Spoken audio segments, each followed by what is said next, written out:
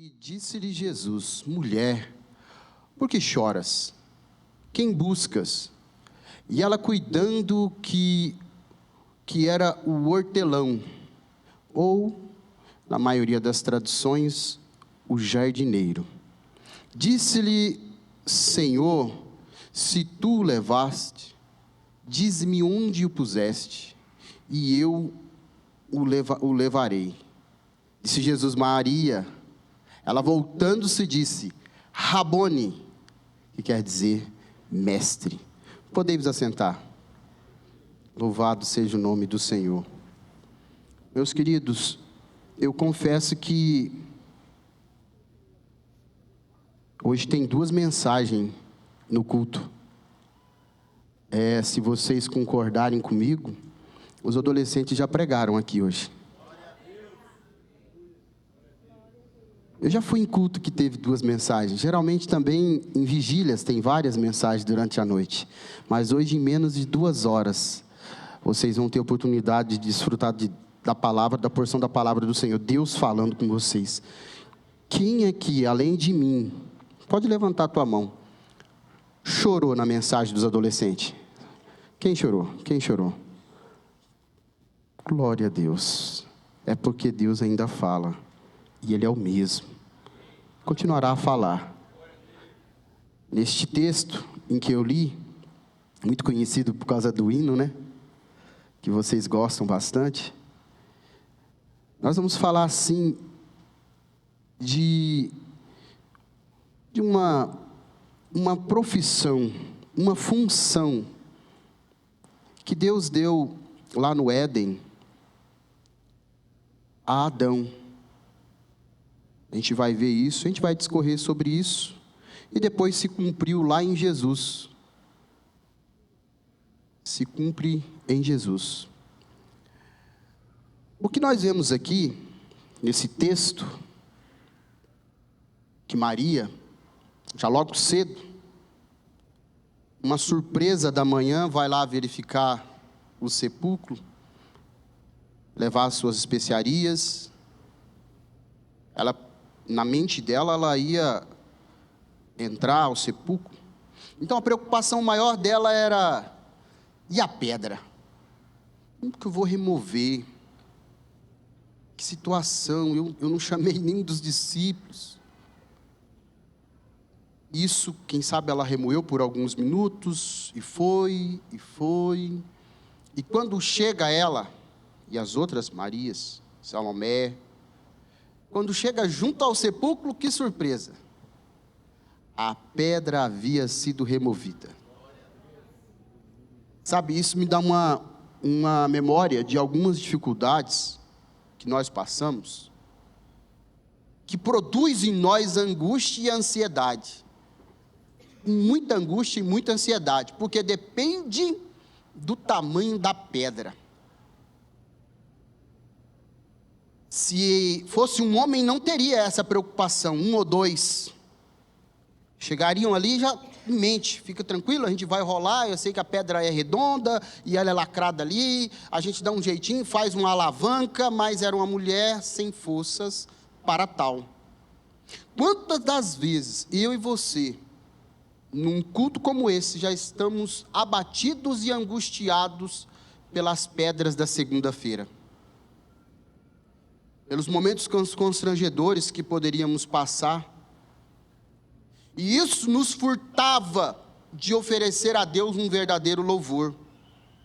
Porque a mente estava dividida, ou fica dividida. Quem sabe hoje você está assim. Dividido por uma pedra tão grande que você precisa rolar amanhã.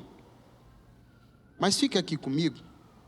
O Deus de Israel já vai providenciar, se você crê, alguém para rolar essa pedra em teu favor.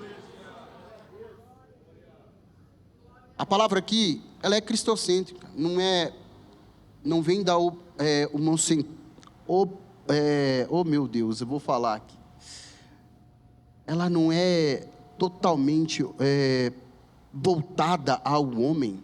Não, é Cristo que é o centro. Mas se esta pedra atrapalha você de louvar ao Senhor, é do agrado dele removê-la. Se essa pedra te tira de você a verdadeira adoração, é do agrado dele retirá-la. Então não está aqui sendo pregado um Cristo que trabalha sempre ao teu favor. Não, isso está atrapalhando a sua adoração. E isso agrada ao Senhor. Deleita, descansa no Senhor. Quando Maria chega lá, a pedra já não estava. A preocupação foi outra. Onde está o mestre? Quem levou? Quando você, amanhã, na sua preocupação, lembre desta palavra. Aquilo que te oprime já foi aberto e liberado hoje aqui. Só quem crê, levante a sua mão e diga: eu creio. Continuando o texto, o anjo encontra Maria. Na verdade, Maria volta, conta aos discípulos, os discípulos vão, chegam lá, não encontram nada, e depois os discípulos deixam Maria só, com aquele problema ali, onde está o corpo do mestre. E com isso, vem então o auxílio do Senhor. Muitas vezes, nós se encontramos só. Pessoas vêm para nos ajudar. Fazem o que podem. O que podem. Mas ao final do dia, você fala: Senhor, e agora? Eu já não posso pedir socorro nem a A, nem a B, nem a C, nem aos bancos, nem a ninguém. E agora? De onde vai vir meu socorro? E o anjo brada: oh, glória a Deus, glória a Deus, glória a Deus. Eu vou me deter só um pouco aqui, eu ainda nem entrei na mensagem. Porque o anjo ainda vai bradar na tua vida, mandado por Deus, e vai perguntar a você: por que choras? Por que clamas a mim? E o próprio Jesus aparece agora a ela. E aí eu entro na mensagem, e Jesus apresenta a ela, e ela diz assim, conversa com Jesus, pensando que ele era um jardineiro.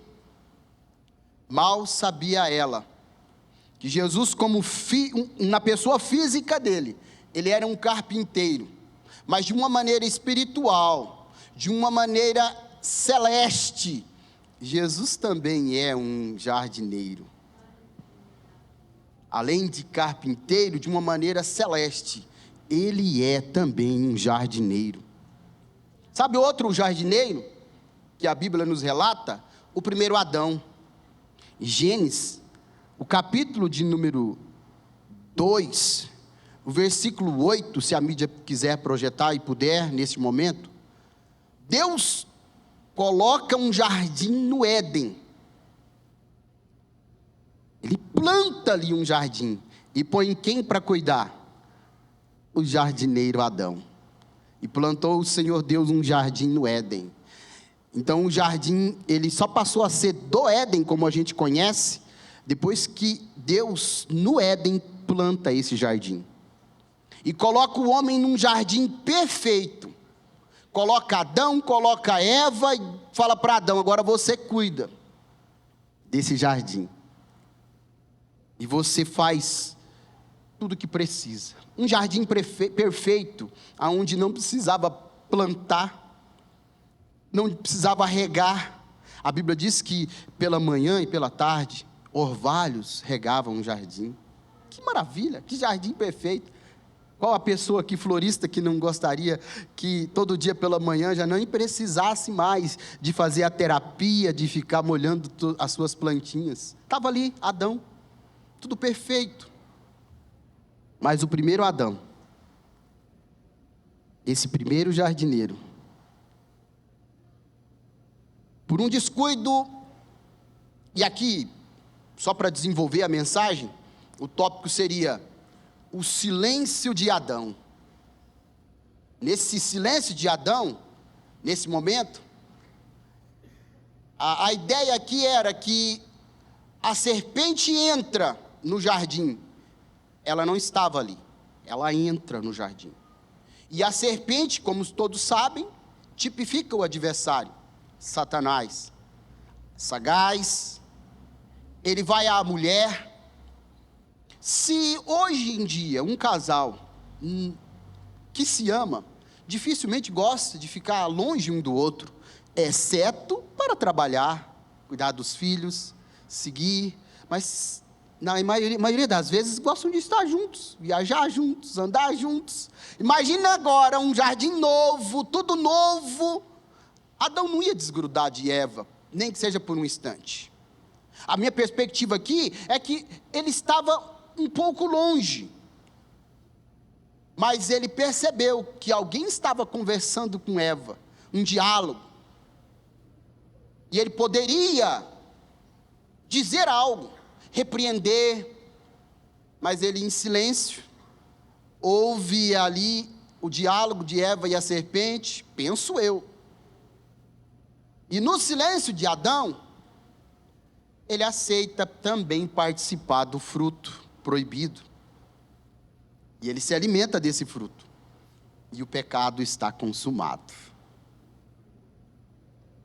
E agora, revertendo tudo isso, nós vamos ver ali na frente, nesse texto, em que o outro jardineiro, que é Jesus, nunca se calou, e ainda fala, através desse púlpito, através dos hospitais, através de mim, através de você, o jardineiro está falando sobre a tua palavra e a palavra que ele recebeu de Deus. Quando eu e você comunicamos Cristo e a sua palavra, é o jardineiro Jesus que plantou em nós esta semente, aleluia, da palavra.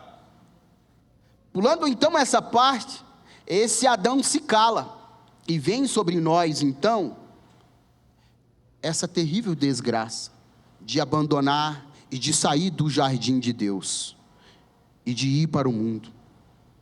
Com isso, enquanto o primeiro jardineiro se omitiu, um dia ele prestou conta com o Senhor, talvez até acusado pelo adversário.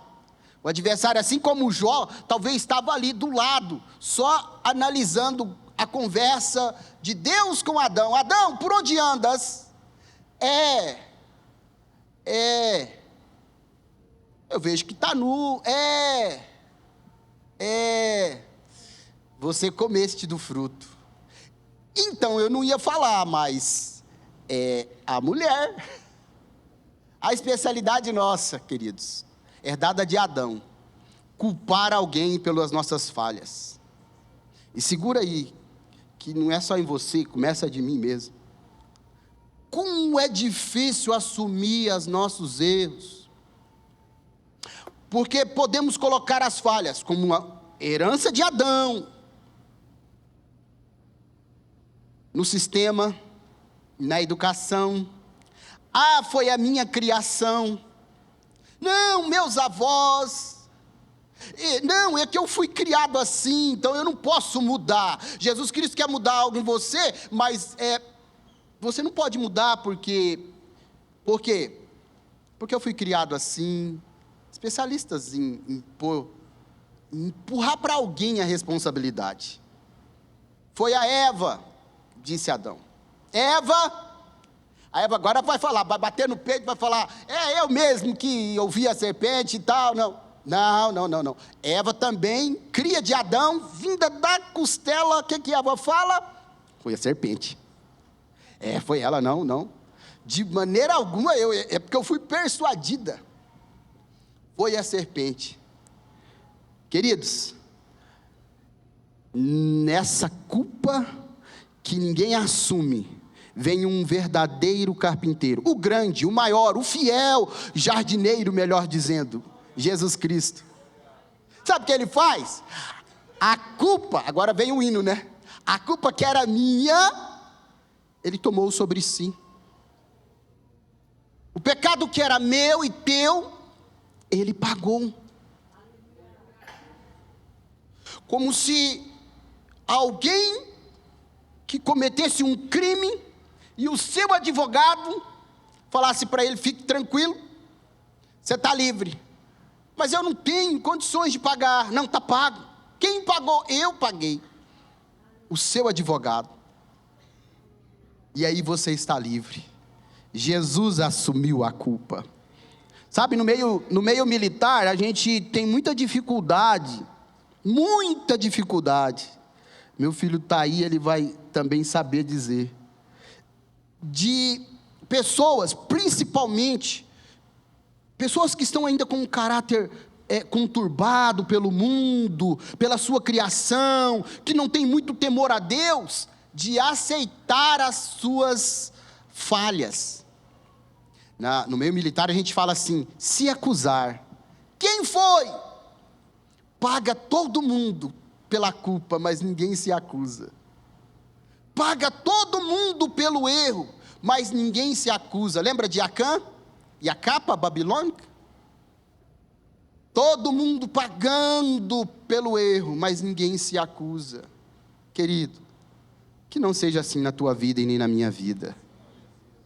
Por intermédio de Jesus, vamos colocar logo tudo que está para fora aos pés do Senhor, porque Ele já assumiu esse pecado e essa culpa, esse fracasso, essa falta de fé. Jesus disse: coloca em mim, descansa. E assim, o verdadeiro jardineiro, ele assume o nosso erro e paga caro, com sangue, pelos nossos pecados. Sabe que tem pessoas responsáveis, líderes, chefes, pessoas até religiosas, de algumas denominações, chefes de Estado, que também são assim. E quem paga? O povo, a igreja, a família, porque isso aí não escapa. Hoje nós estamos num culto também voltado para a família. Quantos pais que se furtam o direito dado por Deus, a autoridade de ser o líder da família, e aí cai nas costas das esposas, de orar, de sustentar. E com isso Deus vai abençoando aquela família, por amor àquele, por amor a um filho, que mesmo não sendo o chefe da família, está orando pelos seus pais, está orando pela sua mãe. Mas homens, aqui vai um legado para vocês e para mim. Assuma a sua responsabilidade. É em Cristo. Bate no peito, fala: em Cristo eu assumo. E Deus vai me dar escape, Deus vai me dar saída, Deus vai me dar a resposta, Deus vai trazer a cura no meu lar, Deus vai trazer aquele filho que saiu, Deus vai fazer. Mas bata no peito e assuma isso. E de outra forma, mulheres, filhos, continuem firmes. Não é porque o seu patriarca ou a sua mãe não assumiu um papel que você vai estar isento das responsabilidades que Cristo te dá. Assuma. Não seja como o primeiro jardineiro. Isso já está enraizado no seu DNA. Mas Cristo veio, aleluia. E ele diz assim em Isaías: ele veio verdadeiramente, ele tomou sobre si as nossas enfermidades. Isaías 53, 4 até o 9. Nós o reputávamos por aflito, ferido de Deus e oprimido, mas ele foi ferido, ele foi moído pelas nossas transgressões, pelas nossas iniquidades. O castigo que nos traz a paz estava sobre ele, pelas suas pisaduras eu e você fomos sarados. Só quem foi sarado aqui? E se você ainda não foi, o diagnóstico está aí, e você está na luta, no meio dessa turbulência, fique firme. Eu já disse no início, a pedra foi removida, ele já não está lá, porque ele vive, e se ele vive, Com Ele está a tua vitória, Cristo Jesus. Aleluia, bendito seja o nome do Senhor. Meu Deus, estou caminhando aqui para o meio ainda, estou chegando. Queridos, Adão caiu. No momento em que Deus tem um acerto de contas com ele, ele nega, ele é tirado do Éden. Mas e Jesus? Por gentileza, abra a tua Bíblia, ou melhor, data show, Mateus 26, 36, a seguir. Uma leitura bem rápida, acerca do Getsêmani, que é o quê? Um jardim aonde Jesus estava. Acompanhe essa leitura comigo. E então chegou Jesus com eles a um lugar chamado Getsêmani, e disse aos seus discípulos: assentai aqui, enquanto eu vou ali orar. 37, pode seguir, por gentileza. Isso. E levando consigo Pedro e os 2 filhos de Zebedeu, começou a entristecer-te e a angustiar-te muito. Cristo. 8, isso. Então lhes disse: a minha alma está cheia de tristeza à morte, ficai aqui e vigiai comigo. E indo um pouco adiante, prostrou-se sobre o seu rosto, orando e dizendo: meu Pai, se possível for, passa de mim este cálice, todavia não seja como eu quero, mas como tu queres. Só um pouquinho, querido. A primeira oração de Jesus, lá no Getsêmani, reflete a nossa humanidade e a humanidade dele, 100% homem e 100% Deus. Aqui reflete a humanidade de Jesus. É por isso que ele te compreende, é por isso que ele sabe as suas dores, é porque passou também pelo coração dele um momento de não tocar no cálice, esse cálice que era a minha culpa, a tua culpa, esse cálice que ia se encher com o próprio sangue do Senhor. Mas ele ora mais uma vez, e indo um pouco adiante, prostrou sobre o seu rosto, dizendo: meu Pai. Versículo 40, por favor. Versículo 40, travou. Glória a Deus, vai dando glória, irmãos. Eu preciso de ler esse versículo. Se travar lá, eu vou aqui. E diz assim a palavra do Senhor no versículo de número 40. É que eu deixei pronto aqui, né? Para caso aconteça. Ah lá, está lá. E voltando para os seus discípulos, achou-os adormecidos. Normal. Tudo aqui normal, queridos.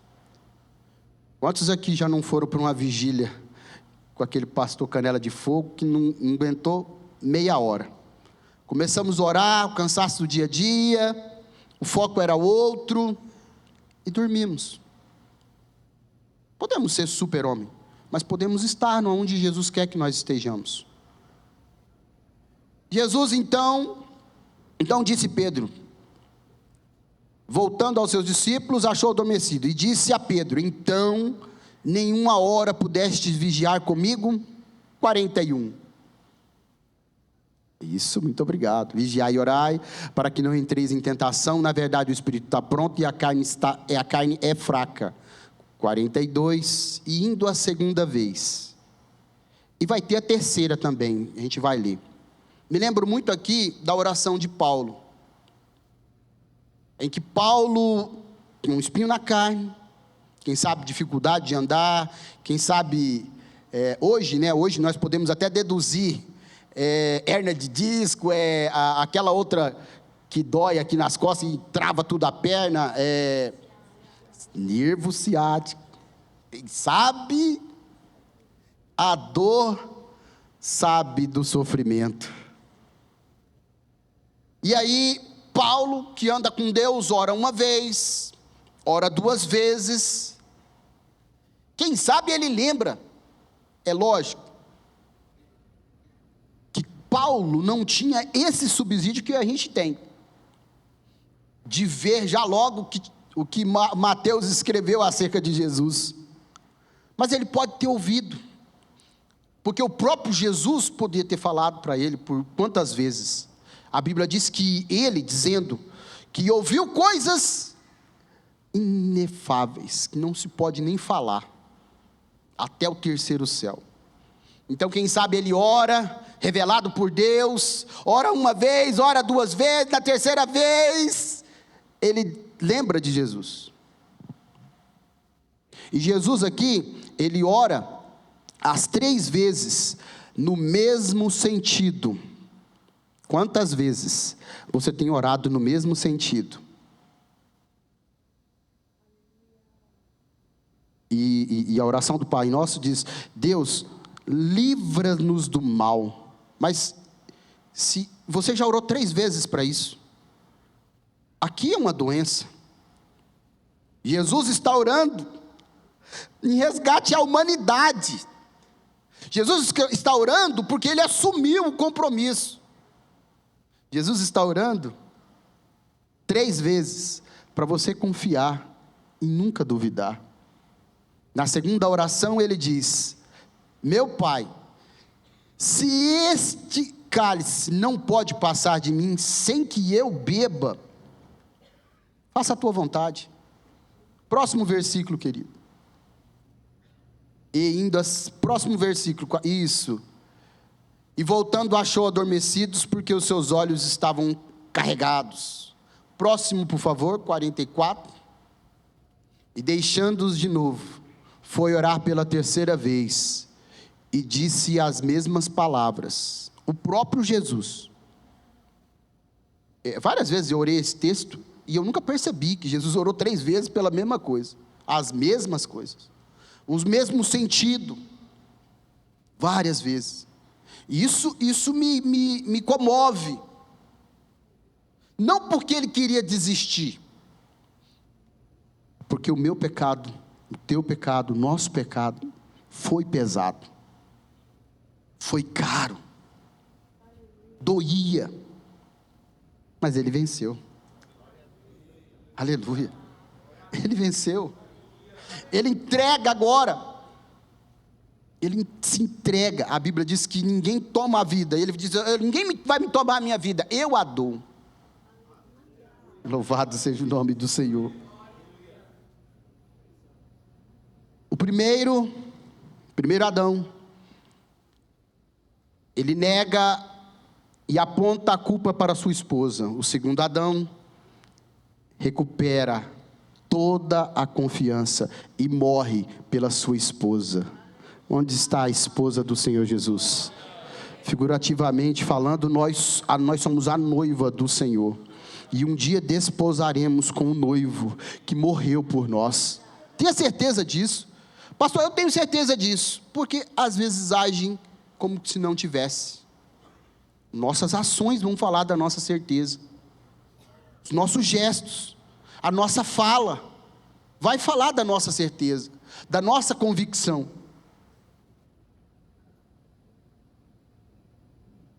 Quantos e quantos?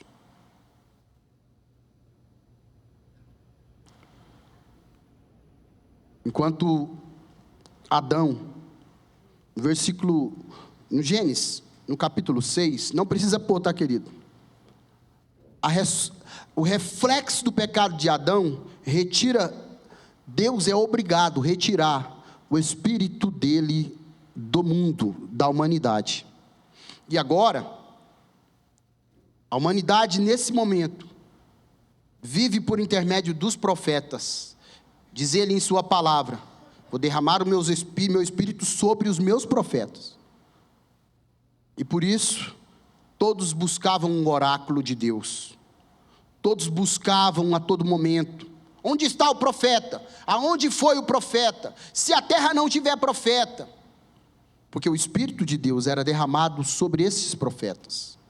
E nós, meros mortais, se vivêssemos daquela época, teríamos que buscar o profeta, para ouvir a voz de Deus.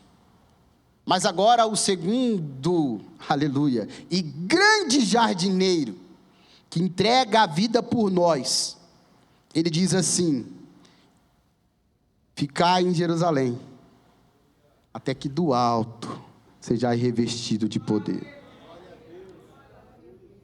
Oh glória a Deus, oh glória a Deus. Enquanto no Antigo Testamento, a partir do Éden, a partir da saída do Éden, o homem não tinha mais contato.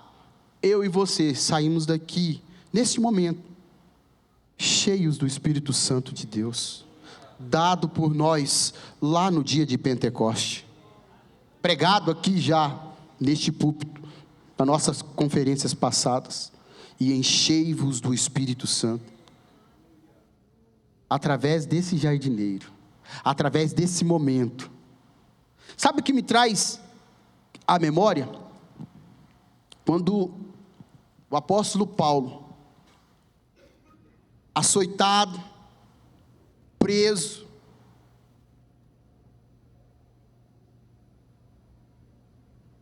começa agora a cantar, movido pelo quê? Pelo Espírito Santo. Silas, vamos orar, vamos cantar. Paulo, mas como? Não, vamos cantar. E eles começam a orar e cantar. Muitas dificuldades nos sobrevêm para invocarmos a presença do Espírito Santo. Está tudo muito bem, está tudo indo bem, o Espírito Santo está ali, eu estou vendo, é como se fosse um amuleto, mas eu não estou me enchendo muito dele. Mas como a dificuldade vem, quando alguém falta, quando o irmão falou aqui, o Pix não cai na conta, a dificuldade aperta, a despensa esvazia, o diagnóstico do médico vem, nós lembramos: ei, peraí, eu tenho o Espírito Santo de Deus. E o Espírito Santo de Deus começa a mover em teu coração. E você começa a buscar o Pai em espírito e em verdade. E diz Jesus para a mulher samaritana: se você buscar em espírito e em verdade, Ele te ouvirá. Não é ali, não é lá, pode ser aqui, pode ser lá na tua casa.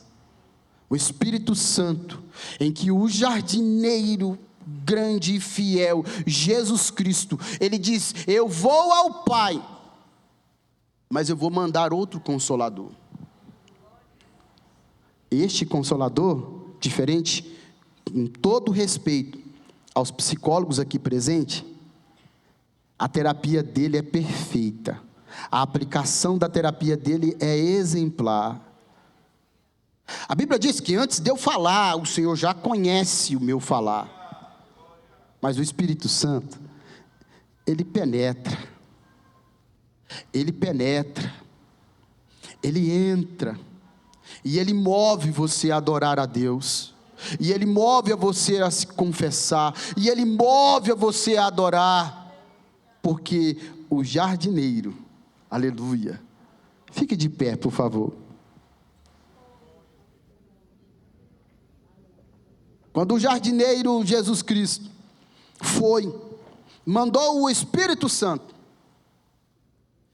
e aconteceu todo aquele rebuliço em Pentecoste, a primeira coisa que Pedro disse: olha, esses irmãos aí não estão embriagados, eles estão cheios do Espírito Santo. O primeiro Adão fica em silêncio, mas a igreja de família, aqui da Júlia de Castilho, das congregações, movidas pelo último jardineiro Jesus Cristo,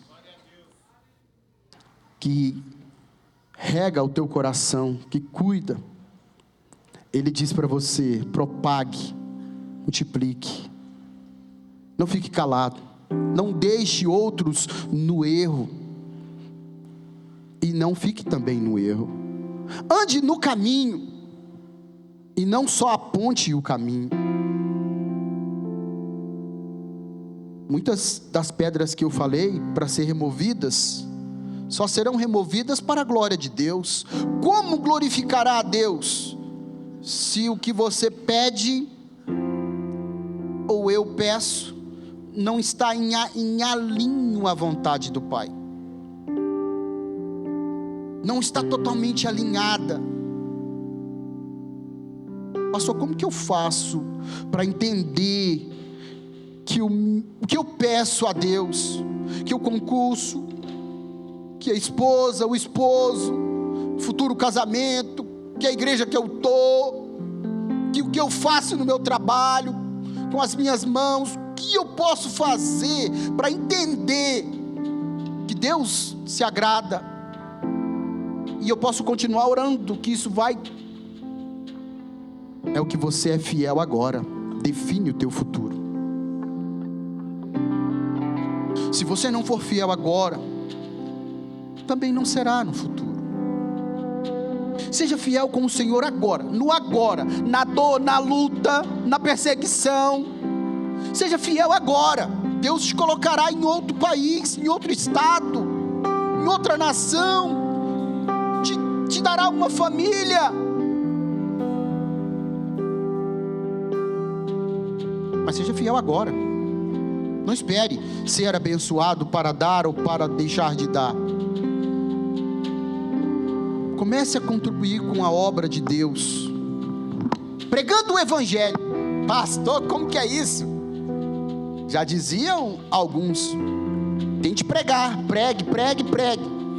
Por último caso, aí você use as palavras, use a sua língua, porque você já está cheio do Espírito Santo de Deus. E quem é cheio, enche mais ainda. Só assim você vai conseguir transbordar. A única maneira de eu derramar esse copo, além de entorná-lo, é enchê-lo. Se eu encher, eu posso ter a certeza, é física, não vai ocupar 3 litros de água dentro deste copo, que não comporta isso. Ele vai transbordar. E quando ele transbordar, tudo que está à volta vai ser afetado. Todos que estão à sua volta vão ser abençoados. Mas você está disposto a abençoá-los? Um princípio da bênção que você vai receber por Deus é isso. É a generosidade. Deus, eu preciso de um veículo, preciso de um carro, muda a minha história, abre uma porta. Aí Deus abre a porta, e você anda sozinho, e o irmão vai embora para casa de ônibus, de Uber, e você mora do lado, é vizinho, mora no mesmo condomínio, sai juntos do culto, e nem oferece a carona. Eu já passei por isso. Eu estou falando isso porque eu já passei os dois lados da moeda. Tanto aquele que não ofereceu, como aquele que precisava de uma carona. Quantos estão nos hospitais? Você recebendo a cura. Você recebendo a cura, mas não quer ministrar a cura. O jardineiro não passou por tudo isso. O grande e fiel, para plantar em você uma semente, que não faça como esses adolescentes fizeram aqui, floresceram. Oh, glória a Deus, floresceram. Diz a palavra que vocês vão dar fruto, e o vosso fruto permaneça. E aqui é do Espírito Santo para você. E você começa a colher, e quem está à tua volta, colha. E se você não der fruto, pessoas vão te incomodar, como crianças, olhando você como uma árvore frondosa, querendo até tacar uma pedra. Eu me senti agora como o pastor Barbosa. Porque você está vistoso, vistosa, você tem algo de Deus para dar. Então dê. Glória a Deus. Bendito seja o nome do Senhor. Pastor, eu não sei falar, então abrace. E Deus fala aqui nessa noite. Um abraço fala muito mais do que palavras. Pastor, eu gosto mais de andar, então visite. Como vamos cumprir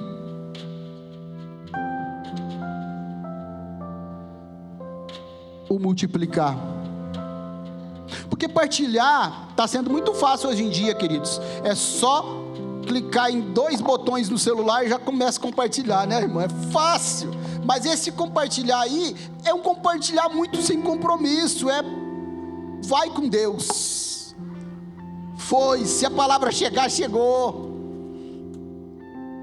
Mas uma coisa que a pandemia nos roubou e agora está voltando e você pode praticar é o abraço. Oh, glória a Deus. Vocês podem louvar o Senhor? Eu vou pedir, igual pedíamos no passado, assim, ó. Você que está do lado de um homem, do lado de um homem, a mulher do lado de outra mulher. Você pode dar um abraço nela? Não precisa falar nada, só dá um abraço. E você dá um abraço nesse rapaz aí, lindo e cheiroso que está do teu lado. Só um abraço, não precisa verbalizar nada. E o esposo também pode abraçar a esposa, o filho, a mãe o filho. Só um abraço. Louve ao Senhor. Mesmo assim, se